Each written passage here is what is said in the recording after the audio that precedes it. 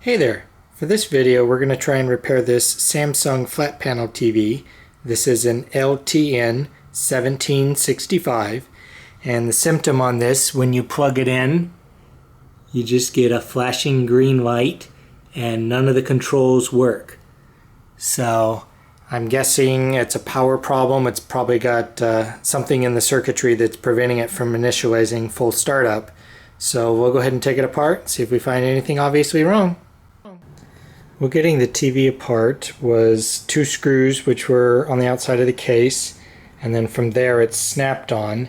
Now it's worth noting there are no snaps along the bottom edge of the TV except in the very corners. And I did notice when I was taking the top cover off that apparently someone has been in here before, because there were pry marks on the back panel. But an easy way I found to get this off, so right here is where the stand comes in. And so there's a big opening right here, and so if you get your finger in there and kind of lift up, then that gives you enough playroom to get in here with a screwdriver or a spudger if you have one, and start breaking the snaps off all the way around, and do the left and the right sides first, and then the top edge just comes completely off. So I found that was an easy way to get it off. When you get it open, you'll just see a big metal cage here, which I've already taken out, and just wires everywhere. So take a picture, take note of where all the wires are connected. I mean, there are just a lot of wiring harnesses. And then you can take the screws off to get that cage out. And then probably the last thing to take note of is the LVDS cable. There was a ferrite core right here, which was double-sided tape to the LCD panel, and then there was another cable tie here. So you got to be careful to get both of those off. Don't just grab the cage and pull it up, you'll break it. So you got to get those two off before you can pull this out. Also, where the LVDS cable connects right here, they put 2 dabs of hot glue on there. So apparently they didn't want that coming loose. So you have to peel the glue off and then pull these off the panel. And then you can get the cage out. Then once you have the cage out, flip it over and you can take out, there are 2 boards.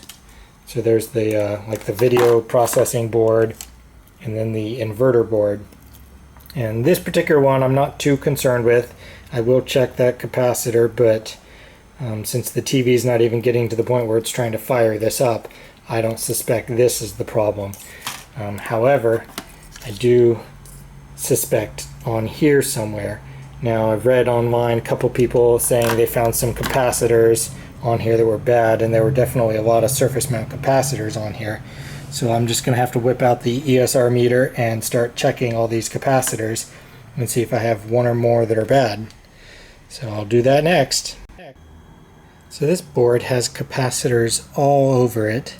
I haven't finished checking all of them, but I have noticed, so this capacitor right here, it's C21, and the ESR meter, I'm getting nothing. I'm getting no reading on this capacitor.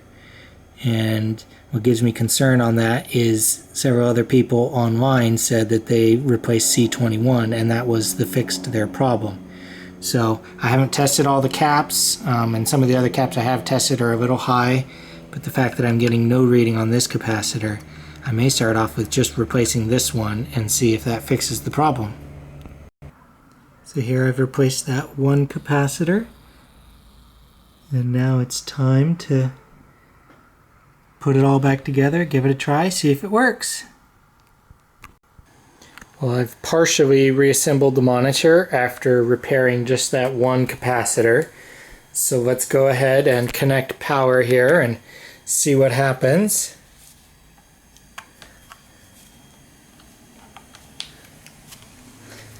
Okay, power's in. Oh, the light is not blinking. I wonder what'll happen here. So let's power button up here.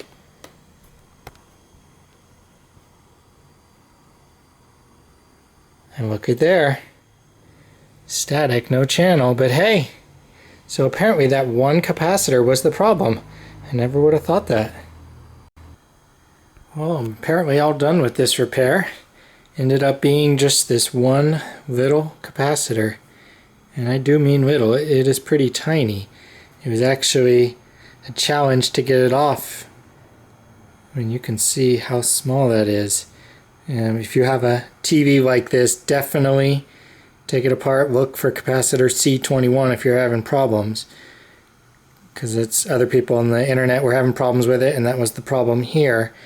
Unfortunately, replacing it might be a little bit tricky. I mean, you'll definitely need a small soldering iron, but if you can get it off, it's an easy repair. It probably cost me about 10 cents to fix this. Well, thanks for watching.